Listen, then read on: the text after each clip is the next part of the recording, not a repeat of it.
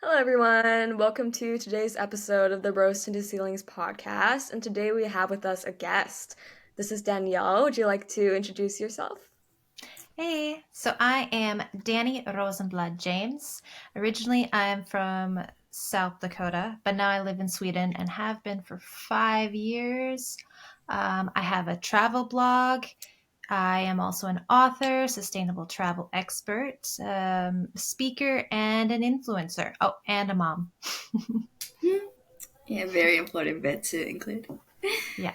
A little bit about the travel blogging. Would you say that Sweden is like a really travel area? Because I know a lot of people don't really think about it as like a super hikey country, but is Mhm. it?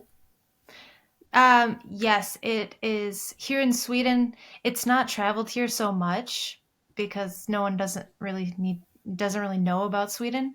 However, they have forests everywhere here, so this is one of the best places to go to if you love nature like me.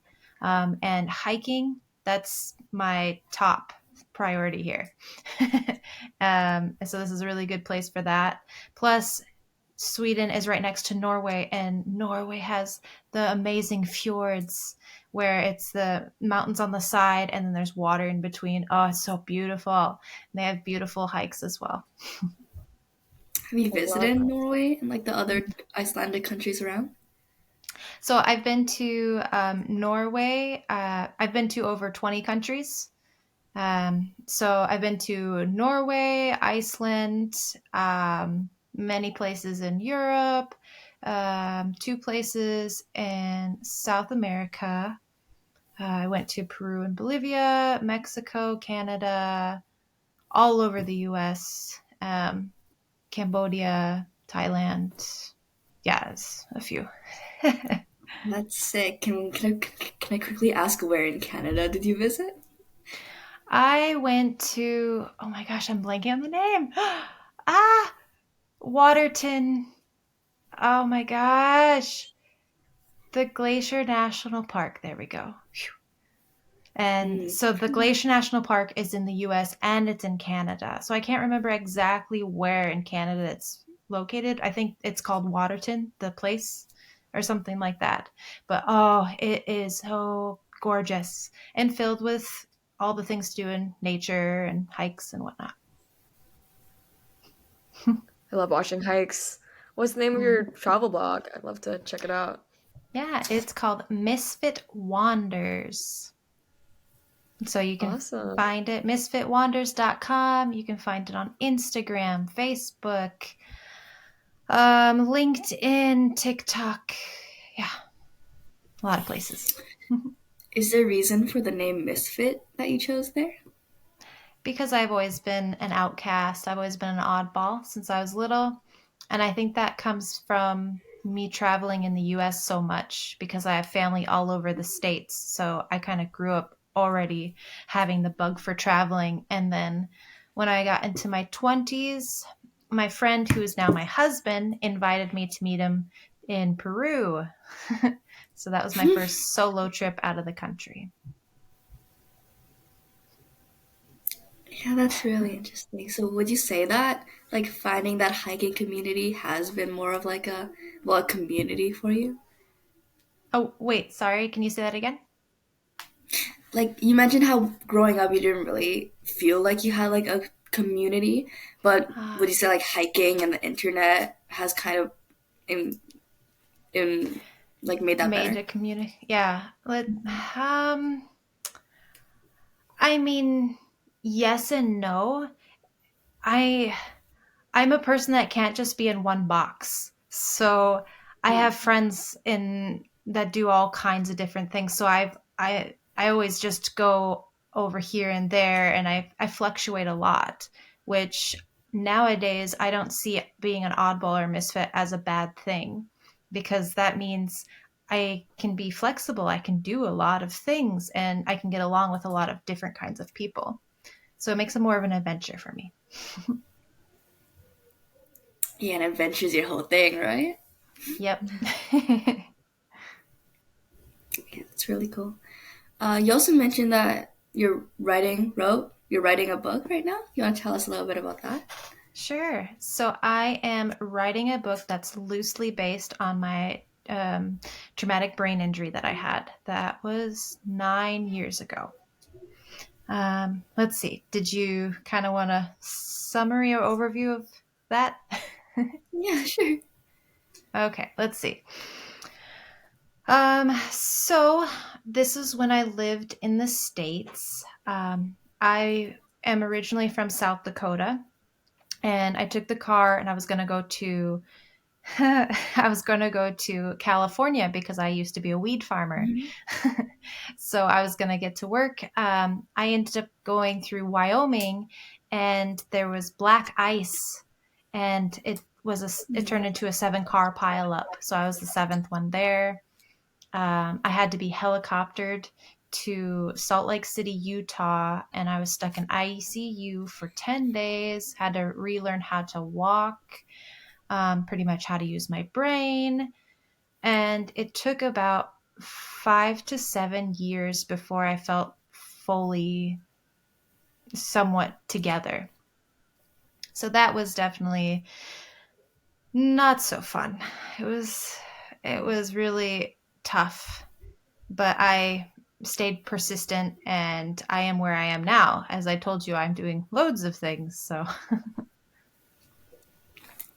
Yeah, for sure. So is the book kind of centered around like your healing process, or is it kind of just like more like a fictional story? so my book is it's loosely based on the traumatic brain injury. So it's like surrounds the traumatic brain injury. Um, and it's going to it's getting written in a narrative way, so it's the reader gets to be kind of put in the situations that I went through and kind of gets to relive in my steps and everything. Mm-hmm. What kind of Yeah. effects do you think that had on you? Because I could imagine that it was really difficult, but I could also imagine that it must have been different for the different people involved in that crash. So, how do you think it may have taught you something or affected you?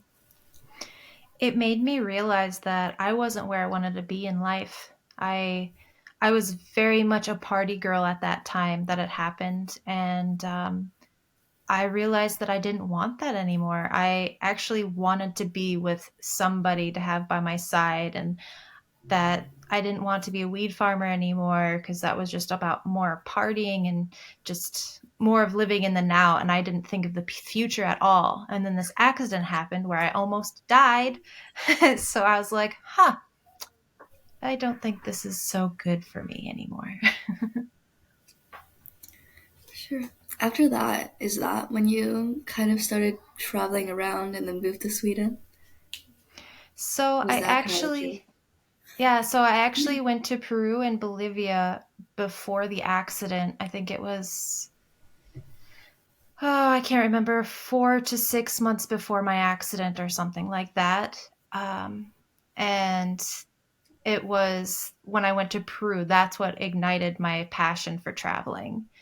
And then after, well, as I was healing and everything, my friend, that's my husband now, we went on a road trip through the States, and then we went to Mexico, and yeah, we did a lot of traveling. And then we decided to move to Sweden, and then we did a lot of traveling there as well, and then other countries around there.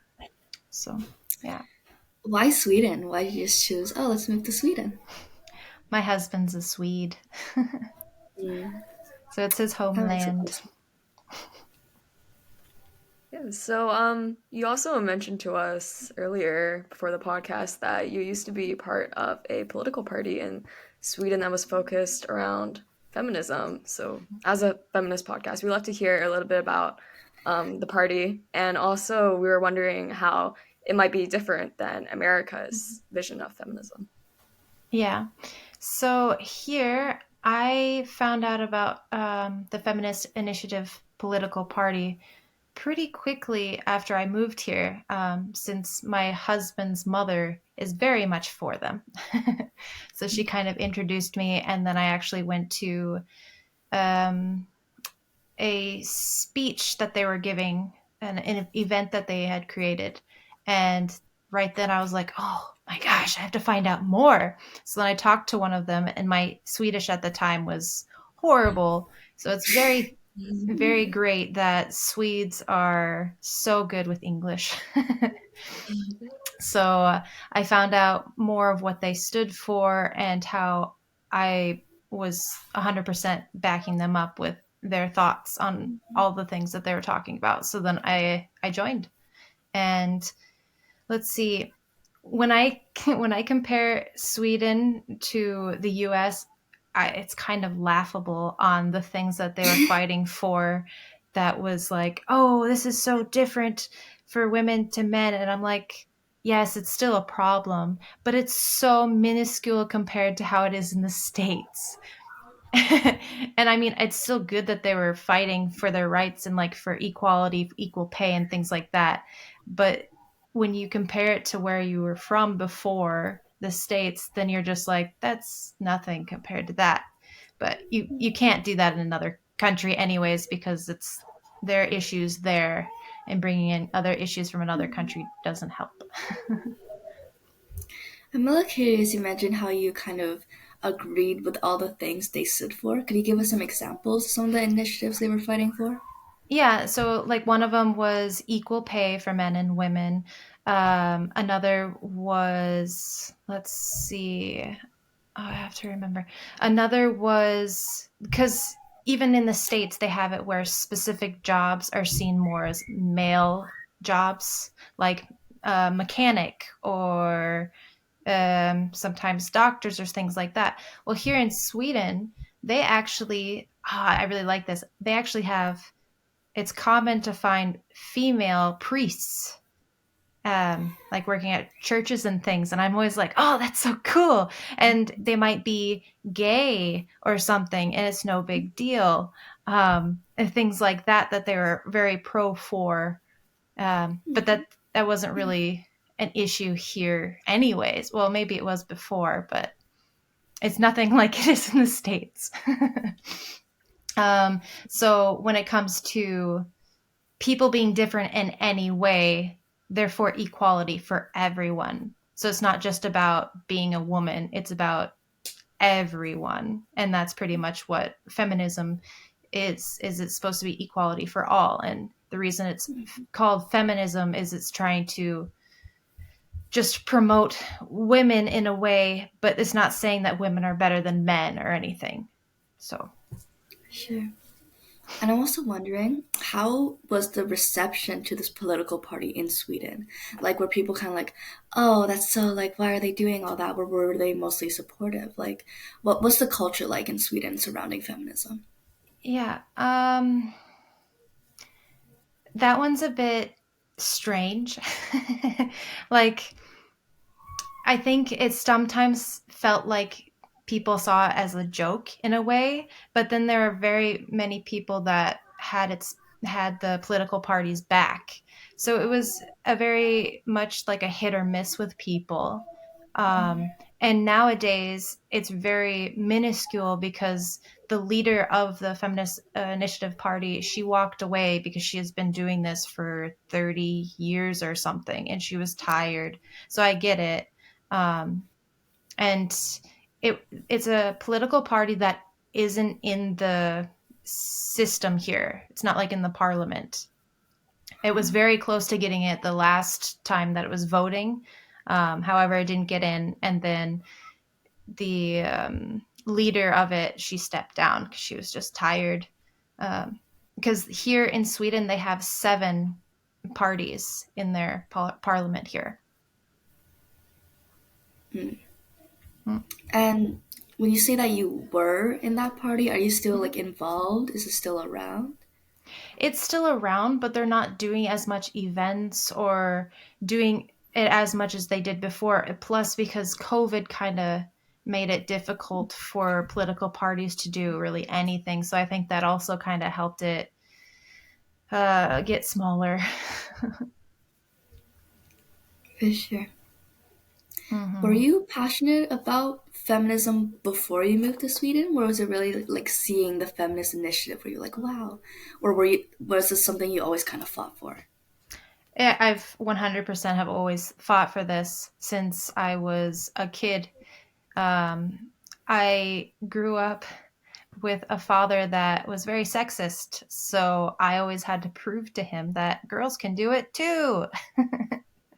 And he used to have a roofing company, so working on the roofs, putting on shingles and things like that. So I think I was 17 years old, and one of the summers I was like, "Oh, I'm going to work for you." So then I did it, and I showed him, "Oh, I can do it too." Weird. Yeah, would you say that kind of opened up his mind a little bit? I think it just frustrated him because he never had liked being proven wrong. uh, so, and it was something that probably hurt his ego a little bit. Yeah, I'm sure we all know people like that. I love that for you though, that you really fought that and it carried over to your adulthood too. Hmm. Like people say, a lot of what happens in your childhood carries over, right? So it's really interesting how that kind of shows there. Yeah. I'm thinking about it now. I don't think there are even any major feminist political parties in the States, in Canada, here. Why do you think that is? How come no one's taken the feminist initiative overseas into the Western hemisphere? I think it's because, at least in the US, it's hard to make any party other than the ones that they already have because it's so red or blue. They even make it hard for you to vote. So you're not even allowed to vote for the president if you're not a Democrat or a Republican. So if you're not registered for either of those, you're not allowed to vote. It's really strange. So it's like I you had have no to, idea. yeah, it's something really strange like that where you have to be either this one or that one in order to even vote for a president. So it's like they have a middle party, um, the Green Party, or I can't remember exactly, one that's a lot of people end up voting for when they're trying to take away votes to another candidate. So then they vote for that one. But that one has never gotten into the House. So it's always been the red and the blue, which it's kind of sad because that means they only have pretty much two perspectives on how to run everything. And the people in the Senate and the House of Representatives, they get to be there for a long time, or at least in the Senate, they get to be in there for a long time. So they have people that have been there forever, and the times are changing, but their mindset is not. So that definitely is not helpful. Yeah, I think that especially showed during the whole Roe v. Wade incident that happened. I think it's two Yeah. years now. Um, but I learned recently that the Senate is placed by the president, which just seems so backwards almost. But that would make sense why there hasn't been a lot of feminist breakthroughs happening there, because you Yeah. really can't. So, would you say there are any other ways like people in these countries could try to make change? Like, if it's not through a political party, is there Yeah. anything else? Well, I mean, they have the women's march that they've started doing, the Me Too movement. Um, However, it doesn't seem like that's gained so much traction. It seems like it just came into a fad or something, and it kind of lost momentum really quick. And it's really hard to say what can make a huge movement change. Like, what I've thought for a long time it seems like a civil war or something would have to happen to the states or something for a huge change to happen, because you look at the history and it seems like the only thing that really made a true change would turn into violence. um, but I mean, there's Martin Luther King Jr. He made a huge impact on society.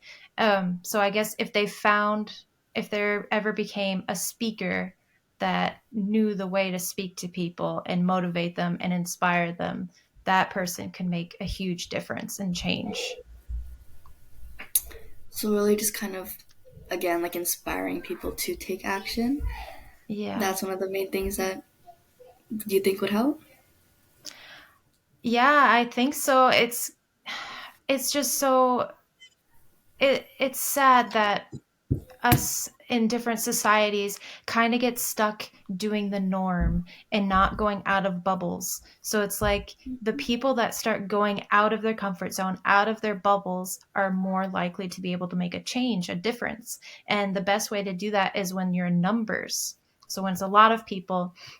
So, I mean, when people do, um, when they stand up for things they believe and they do like a peaceful strike or something, that can make a difference. However, you have to hold your ground, and it's good to have a lot of people backing you up.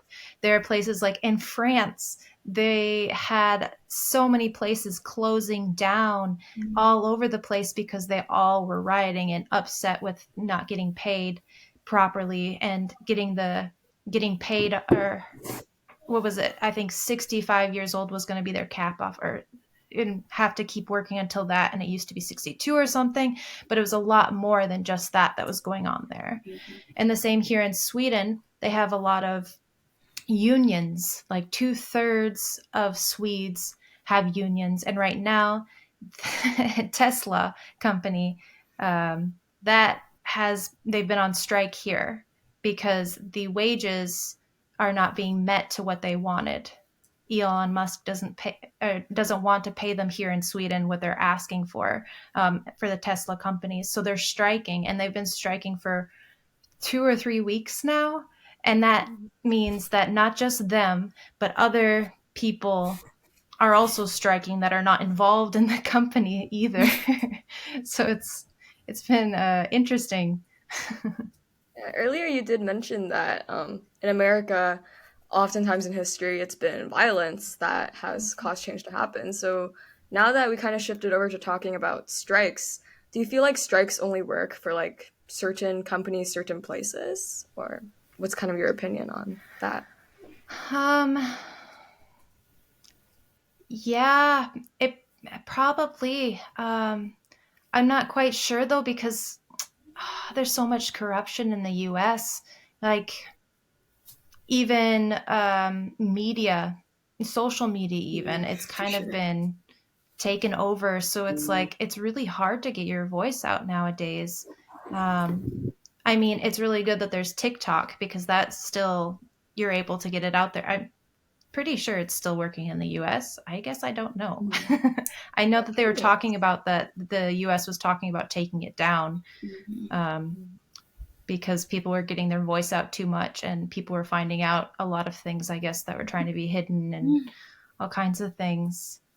But yeah, I'm not quite sure about the strikes. I hope it works at least for specific companies, but I'm not sure because the US, each state kind of is like its own country in a way because they all have their different laws, and there's state laws and then there's the federal laws, and it gets a little complicated.